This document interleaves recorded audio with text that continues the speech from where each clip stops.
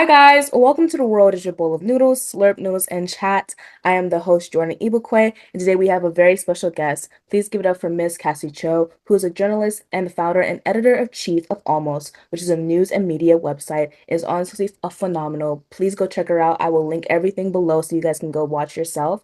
And I hope you enjoyed this episode and just please share, comment, and like, and let's get into it. All right, Miss Kassy Cho, do you want to tell us a little bit about yourself, who you are, and what you do?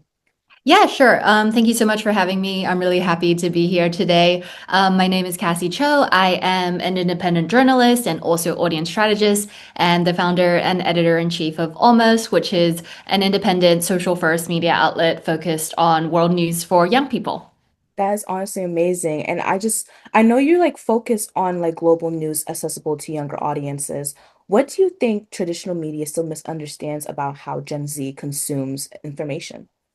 Yeah, I think like traditional media still has this like idea of young people that's having like short attention spans and like not caring about global issues, but that's actually the furthest they could be from the truth because honestly, young people are some of the most passionate people I have seen and we everyone has seen sort of throughout the news, they're the ones who are taking to the streets and getting people to care about, important global social justice issues. They're the ones who are sending us messages on Instagram asking us to, cover, stories that are happening and injustice that are happening around in their countries or in their cities. They're the ones who are essentially the ones bringing about change. I think traditional media tends to think that, young people are like disengaged, or they say that young people are disengaged from the world. But actually, the truth is that, traditional media hasn't met them where they are in ways that make sense to them, like the ways that they try to communicate with younger audiences, like the formats, the tones,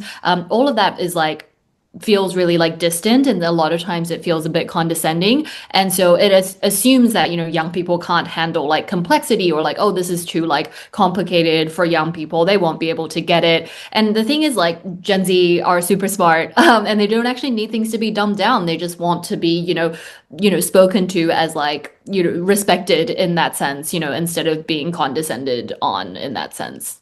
That's true because I feel like with a lot of information about Gen Z, they view us as uneducated or it's just like we don't want to pay attention to current news. But I feel like if you give it to us in a way that we actually enjoy it, like actually want to listen to it, because I was watching some of your news and I was like, this is something that will captivate me more because of the fonts, of like just how you present information is honestly a way that drags us in. So it's honestly not about how not the information, but how you present the information. And I love that you touched on that. You often talk about truth, clarity, and purpose. How do you personally define each of these values when reporting on fast-moving global events?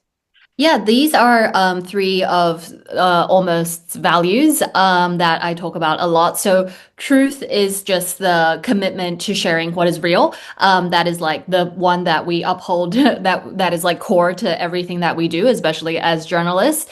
It's not about, it's ensuring that we're not just like presenting information that's like propaganda or political framing, and not just like what institutions or like powerful people in the room want you to believe. It's about, really being honest and transparent about, what has happened, whether the story is like a big story or it's like a small story. And it's just ensuring that it's something that, a factual representation of what has happened, and it's something that we never want our audience to like question.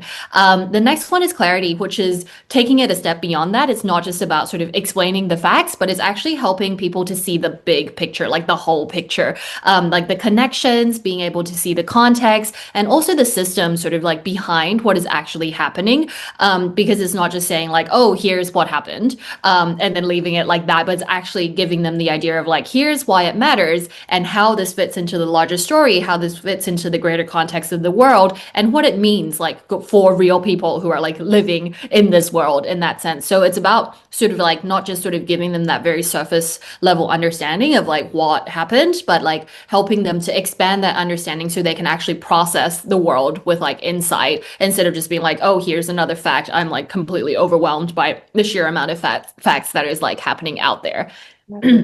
Sorry. And then finally, the last one is purpose, which is the reason we like tell the stories in the first place, because we don't want to just like make content for the sake of like creating content, which tends to happen a lot nowadays in this ecosystem. But we want to make sure that, every piece has a purpose and has a meaning, whether it's like, we're trying to raise awareness about a topic, or we're trying to spark a conversation, or we're trying to inspire people to, have the knowledge to take action. It's about, having that purpose to be able to turn information into something that can then shape the future.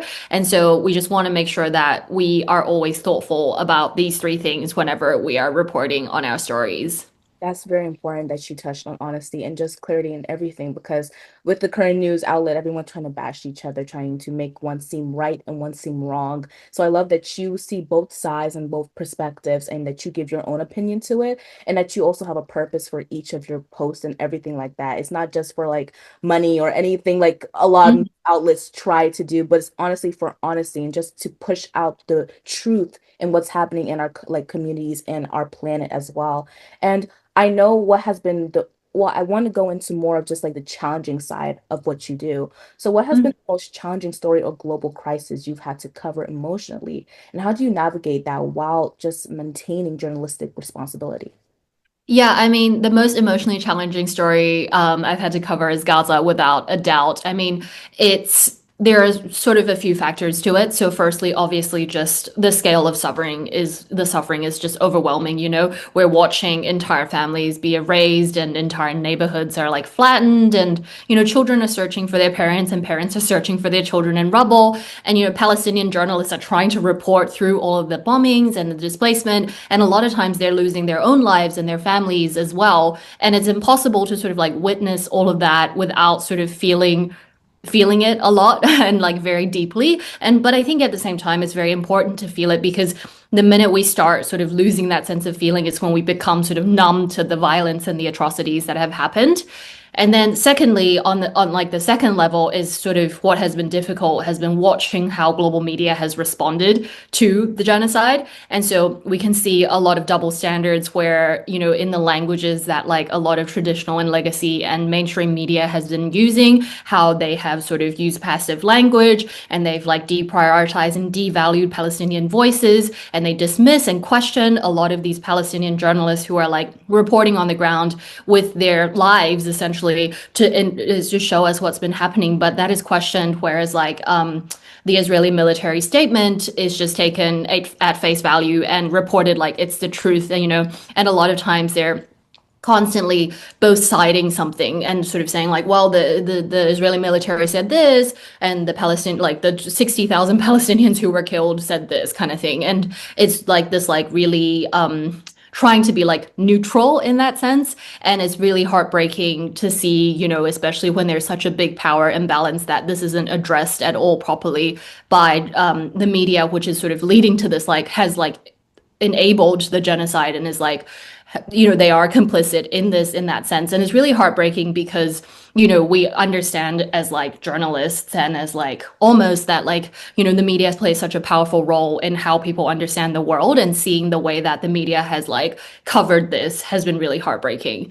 And then finally, the third factor that has made it really difficult is the role of like social media platforms that they've been playing, because we are right now witnessing the genocide in real time. It's calmed down a little bit, but it is still going. And at the same time, the genocide is actually being erased by all the platforms that people are like using to basically see what is going on and to understand the truth. Because a lot of times, the content about Palestine, content about Gaza is being censored and being taken down and banned by social media platforms such as Instagram and TikTok, or just shadow banned. And, for us at Almost, we've lost our TikTok maybe 2 or 3 times. We had it banned because of like our reporting around Gaza, because it was taken down for violating community guidelines in ways that, and then we were not able to get in touch with like, a real person at TikTok, for example, in order to get our account back for just like reporting the truth about what is happening. And it's not just happening to us, it's happening to like, the Palestinian journalists that are on the ground.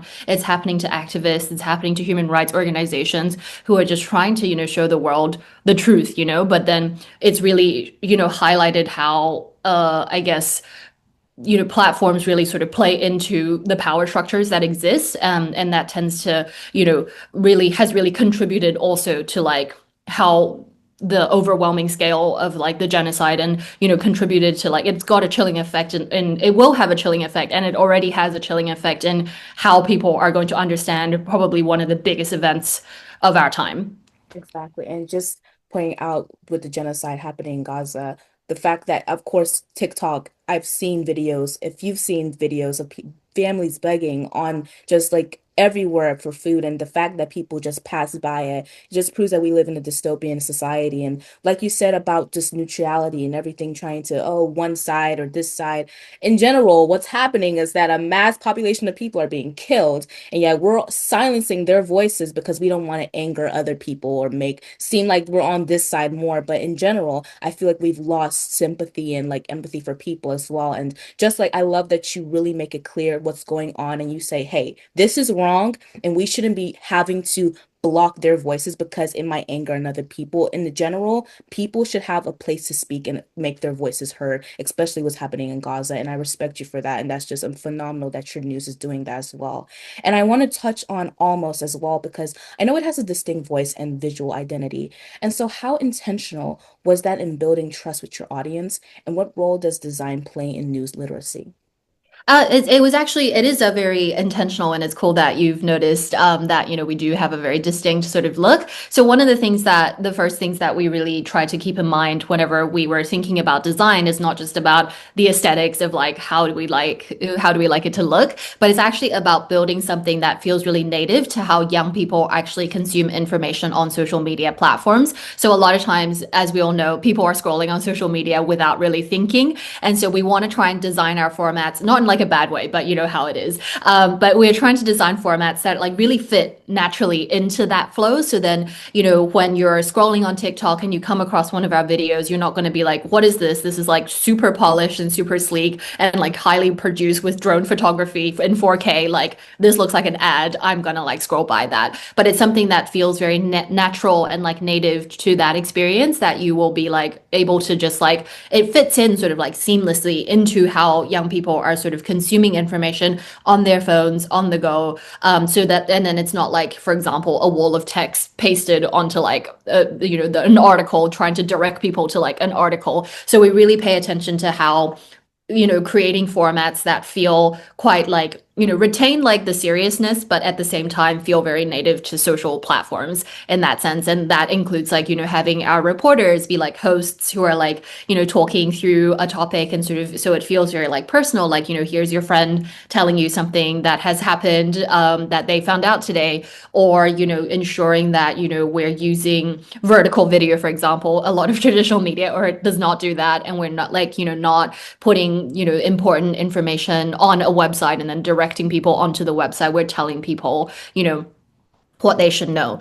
The other thing that is a really big part of Almost Design is that I'm sure if you look at our profile, you'll see that we really focus on people. We're really people first. So whenever possible, we always showcase faces and people, especially the people who are affected or people who are involved. And so we tend to design our formats and sort of our videos and carousels around people, the people in the stories.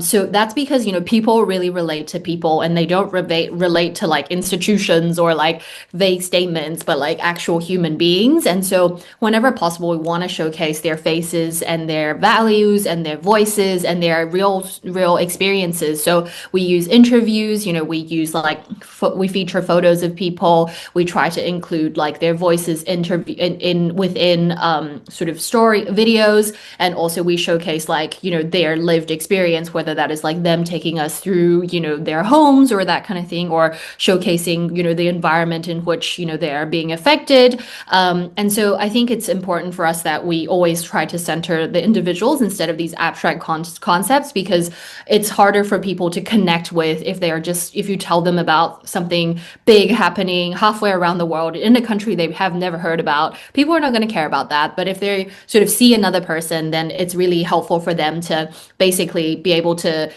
feel an emotional connection and like empathetically sort of relate to another person. And that is a really powerful way into like a complex story that they probably wouldn't have paid attention to otherwise. And so all of that is actually very important because that sort of helps to build this sense of familiarity through like, design that fits very like natively on social and also through people, which is like, everyone encounters people every day. It really helps to build trust because it makes people to like try and stop and like actually pay attention and then instead of just like, oh, here's an ad, gonna scroll by, or like here's a boring news article, not gonna look at that, or it's about a topic that I don't understand, so I'm just gonna skip. And so it's important that we think about the perspective of our users and our audiences, so that it feels like this content is created with them in mind and not just like we just like had an article on the website and we just like randomly decided to throw it on social media. And so the visual identity is like a really huge part in like how we help people to understand the world. And just like you said, visual identity, but I love that you create personal connections as well as understanding your audience because you have very young audience and people who are watching. And so understanding the growing at it, like just AI everywhere, and people will just like, oh, this could be fake, this could be real, but you actually give them a real side of what's going on, face-to-face interviews, conversations, real, just everything isn't so sugar-coated. It's just what's going on. Like you give them what's Yeah. and so I love that you add that on, especially your designs as well. It's so I love this what it looks like. Like a lot Oh, of thank news you. like, platforms make it so sophisticated, and it's just yours is it is sophisticated, but it's fun. It's like it's just so cool, and I just love that. And so I can watch news for You. hours and not feel like okay, this is like ooh a little serious, but it is serious, but it's nice. And so I hope this makes sense.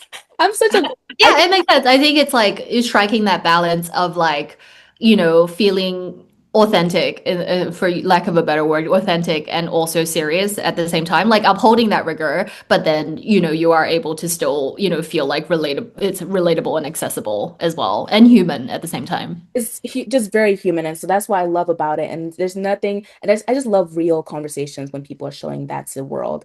And I want to go more into just your collaborations because I know you collaborated with organizations such as Amnesty and Save the Children. And I want to know how do these partnerships shape the type of stories you prioritize or amplify? Yeah, so working with these organizations, like I think it's Amnesty, but Amnesty and Save the Children doesn't really change, what we cover. For example, like our editorial decisions are like completely independent of the work that we do, but basically, we also operate a studio, which is what the consulting arm of Almost, which works with these organizations, but to basically help them to sort of also amplify their messages, help them with social media strategy and content to be able to better reach young audiences. So the partnerships are really great because they are really values aligned because a lot of these organizations are also working on causes that we also care about and our audiences also care about and want to know more about. So working with them brings us like closer to these issues and to the people who are working on these issues. So we get to learn directly from these people who are working on the front lines of a lot of the causes that, we are covering, and sort of understand what are the challenges that they face, especially around how are they communicating these causes and their stories to the world. And so for example, a good example is a smaller organization that we work with, which is the Pacific Island Students Fighting Climate Change, who basically they're a group of Pacific Island students, and their homes are being swallowed by sea level rise, and they were law students, so they decided they wanted to bring this case to the International Court of Justice to get it to issue an advisory opinion or basically a legal opinion about the link between climate change and human rights because, their homes are literally being swallowed and they're on the front lines of this climate crisis. And we worked with them to create a lot of momentum and also content around their campaign. And so, it was really cool to be able to sort of understand by working with them, we were able to understand, their struggles and not just like their, the environmental struggles that they are facing, but also like how do we get the world to this like communicative struggle of like how do we get the world to pay attention when you come from a region that like the world like pretty much ignores and does not sort of listen to, and how do we get people to care about topics that are like, you know, a bit more distant from their everyday lives, especially people in like the global north who are like not facing as adverse effects of climate change as like people who are in the Pacific Islands, for example.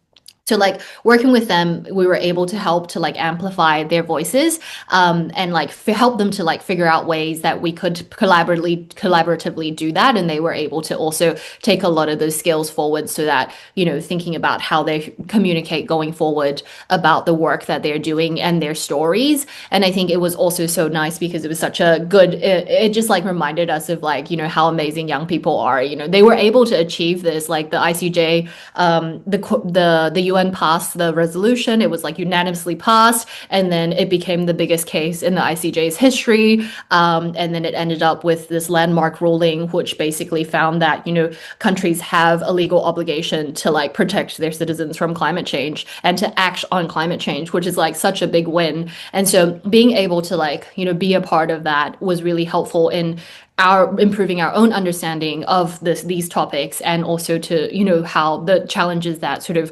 frontline communities are facing. And so I think the work really helps to sort of complement the work that we're doing at Almost, because all the organizations we work with are not like, we don't work with people who are like not aligned with our values at all. Exactly. And just, I love that you actually, it's just amazing how you can share stories of amazing youth all around the world doing such a great job in their communities. It's honestly beautiful. And I love the story. I'm going to also check it out as well now that you've told me. I'm really interested now because I didn't even know. But that's honestly incredible. And I love that you take that you give the youth a space to really just to showcase their advocacy. I love that because also the same thing as my podcast. I want it to be a space, a safe space where no one can be judged. And I feel like that's just important, especially in a lot of news outlets that the youth are sort of like judged and criticized. But that fact that you gave them a voice and gave them a platform to really advocate for what they love to do, and it resulted in something beautiful. It's just honestly amazing. And I know in a world of constant breaking news and information overload, what practices help you protect your mental health while staying very informed? Mm. That's a hard question because, to be honest, I don't have like a perfect mental health routine. You know, that we are living through a genocide. There is no way to cover something like that and come out feeling completely fine. But what helps, I think, like as imperfect as it is knowing that, you know, we're not alone in this. So, you know, we do have a team at Almost, and we talk to each other constantly. We check in with each other, and we split the load when things are like emotional. So if something is like too heavy for someone, we'll say to them, you know, it's okay. Like someone else can step in and do something like this, or, you know, just asking people to, you know, log off for a bit, take a break when needed, that kind of thing. You know, just even taking small breaks helps from that kind of thing. And not to like disconnect completely from the world, but just to sort of reset so that you're feeling like you can actually show up with like, you know, feeling okay and being able to offer what you can in that sense. And I think the other part that sort of helps is like the idea of purpose that we were talking about earlier, because I think it's really what watching everything that's going on in the world is very easy to feel hopeless. But then if we're able to sort of turn that, you know, hopelessness into something that helps others to understand the world, then that makes it a little easier, because not that it's like fixing anything, but it also helps you to put that sort of pain and those like feelings of helplessness somewhere to give you a sense of purpose in like in how you sort of navigate the overwhelm of the world, if that makes sense. And I think just sometimes being able to see, you know, moments of light has been really helpful. Like we do also cover lighthearted stories as much as there is, as much as possible. As much as there is like bad news around the world, it's always nice to be able to be reminded that, you know, there are these moments of light and hope that do exist. And I think that is like probably the closest we found in terms of balance at the moment, for me anyway. That's beautiful. And I love that you take the workload not only on yourself, but also you guys split it up evenly. That's another thing or two.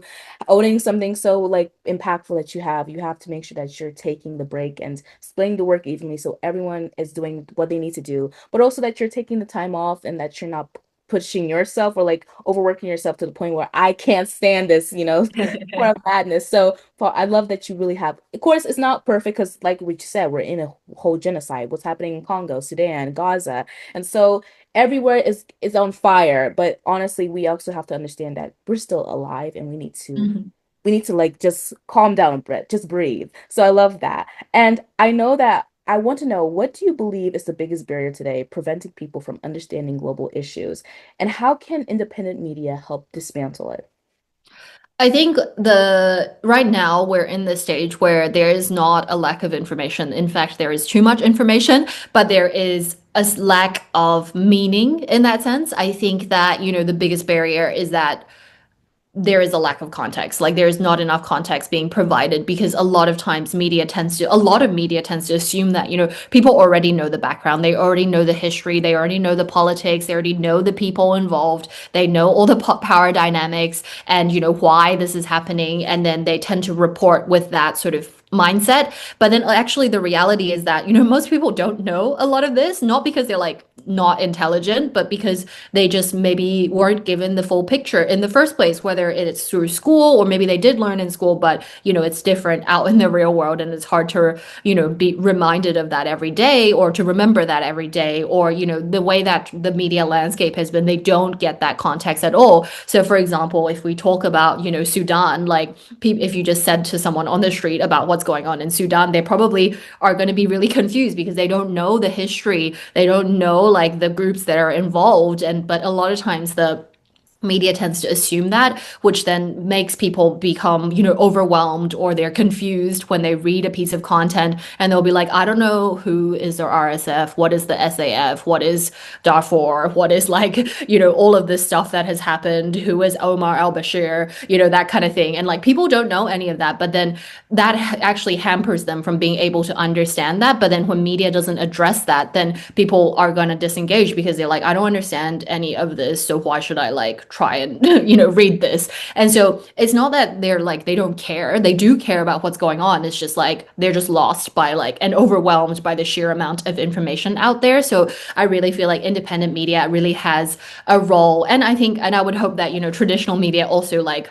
learns this and also like adopts it is like just sort of like taking that step back and being instead of focusing or that step further instead of just like focusing on the facts taking it further and to that point of clarity as we were talking about of like providing that context and saying okay here is like the full story here's all the context in case you like don't know like all of us like journalists tend to have this thing of like or just people who work in a specific field tend to be like get into this idea of like they have tunnel vision because this is what they've been doing for like their whole lives so they just assume that everybody else also knows like the same things as them but actually a lot of times that's not true so just sort of taking ourselves out of that and thinking in putting ourselves in the shoes of our audience and thinking what do they actually know what do they actually not know what do we need to tell them in order for them to fully truly understand the story and see the big picture and not just have like this thing happened and not be able to place it within the greater context of everything that's going on so I think that is like what independent media has already been doing and I think that is something that a lot of like media can also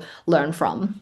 Exactly. And just what everything like there's a lot of information. TikTok, you scroll, you can talk about like put Gaza, you'll see so much commentary. But that's great. It's great that we have a lot of people talking about it, but it's organizing it, understanding it. Because it took me a minute. I had to learn the history of the war because I didn't understand what was going on. And so, like you said, giving context, providing, of course, opinion, but not allowing that to overcrowd the information, that the right information as well. But just understanding that there's a lot of like people in this world who have different opinions. But if we can give clarity and understanding and honesty, like you addressed, it can help fix a lot of things. So honestly, I love that independent news outlets like you are doing that, giving the whole story, but also addressing what's going on and giving the audience context on the issue. And I want to get into the school too, because I know you did touch on schooling and just kids. We have a lot to say about these issues. And so if you can change one thing about how news are taught in school, what would that be?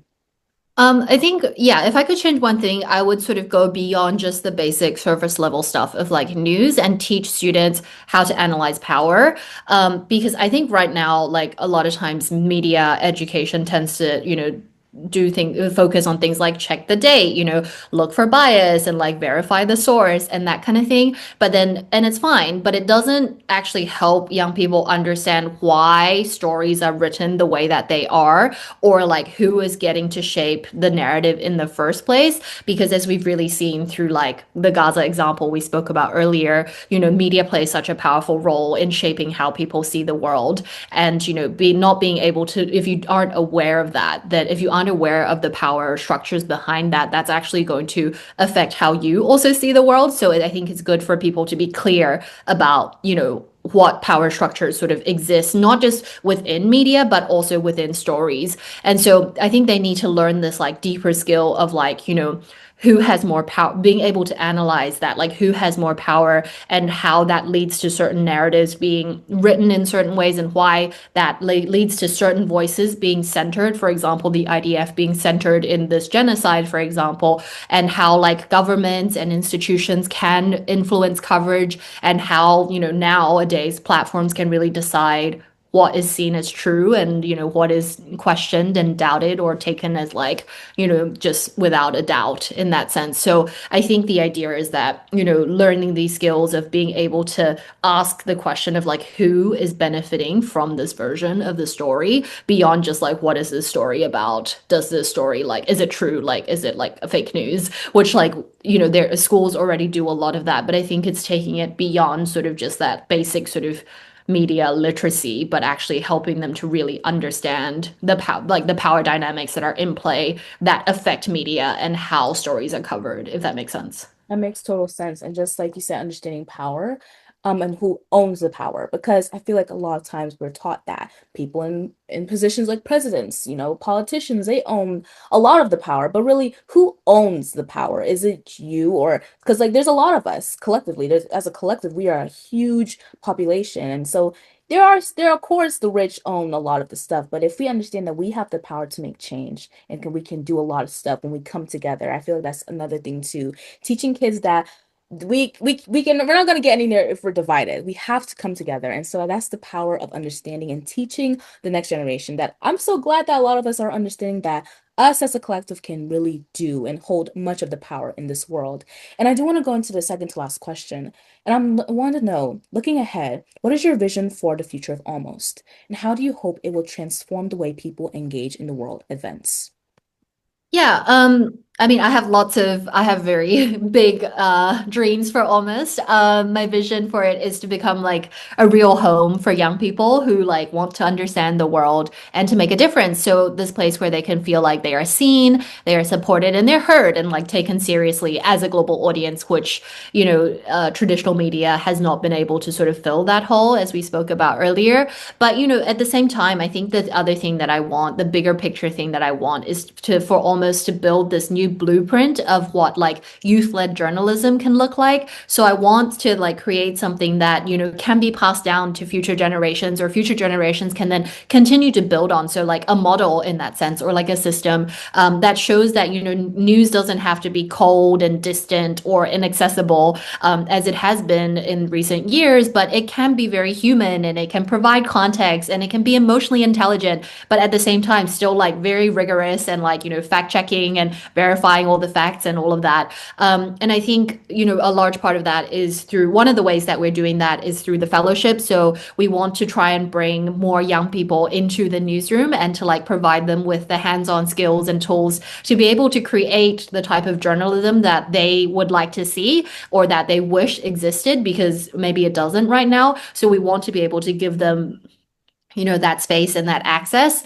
But ultimately I sort of want to build on that for Almost to sort of transform the way that people sort of engage with the news. And it's not just like right now just like scrolling through headlines and being overwhelmed, but actually sort of understanding, as we spoke about, what's happening and why it matters, and being able to equip them with that knowledge that they feel like they have the power to go out there and like institute change and bring about make decisions that are going to shape the collective future that we share. And and the last thing is like I also want to change like the news industry itself because I think a lot of it is like if we can prove if through almost that if we lead with clarity and humanity and with young people at its core and it works really well, then we're also pushing the industry sort of forward as well. And so I hope for like a future where a generation of young people who just not just like consume the news differently but also can like transform the industry from the inside as well. That's amazing. And I just love that you have those big dreams. And it will. It's happening right now. It's seeing the results of just many young people like me, just tuning in, watching almost, and it's just very impactful. I even turned into the Chinese one because I'm actually learning Chinese Oh, now. So I was really amazed because I was like, wow, even Chinese news, a lot of it is just beautiful in the culture itself. So I love that you also touch on both sides, your culture and as well as, the world and just what's going on. And so it's a beautiful balance. And I just love what Almost is doing for the world and for news outlets as well. And I want to go into the last question. It's a very funny question, a little lighthearted, but I do want to know what is your favorite bowl of noodles and why? favorite bowl of noodles. Ooh, that's a very difficult one because I love all forms of noodles. Let me have a think. I'm gonna say like udon noodles. Mhm. Even though I think like the Taiwanese beef noodle soup is also very, very good. So if I'm repping Taiwan, I will say that. But I love udon noodles because I feel like I enjoy that they're like thicker versus like the Japanese style of like udon noodles. I love that it's like thicker, it has a broth, but it's not too thick like a ramen soup, which is like thicker, versus the udon, which is like slightly chewy. In Chinese and Taiwanese, we have this like way of describing sort of a texture, which is called Q, like the letter Q, which is kind of like this like al dente sort of texture. So I really love udon noodles. That's amazing. I love all noodles. I feel like my favorite course ramen. That's the only one I've actually tried, and I really would love to like eat more noodles. I really want to try udon. I really want to try pho. I have never had pho before, so I've heard it's really good, so I need It's to. so good. And also just like another one, like it's called japchae, rice cakes, like those type of noodles. I really want to get more into like Asian noodles because I think they're really delicious. So I They really really are. and so of course, in the South and world, noodles are like a different. You guys, we can say noodles like spaghetti, but originally noodles are just like Asian noodles. And so, honestly, I would like to try that more. But thank you so much, Kassy Cho, for being on the podcast. Your words are absolutely wise, and I'm so glad that you had a chance to share almost and just the story and what you're actually doing in the world. It's so impactful and it's just amazing. And please keep making a change. And just thank you again. Thank you so much for having me. I had such a great time, and it's so cool to see, young people are you're so passionate about what you do, and, you're already, impacting change in your own way. And it just gives me so much hope for the future and really inspires me to keep going with almost as well. Thank you so much. And I please hope you have a wonderful day and just thank you again. It's honestly just an honor. Thank you so much again.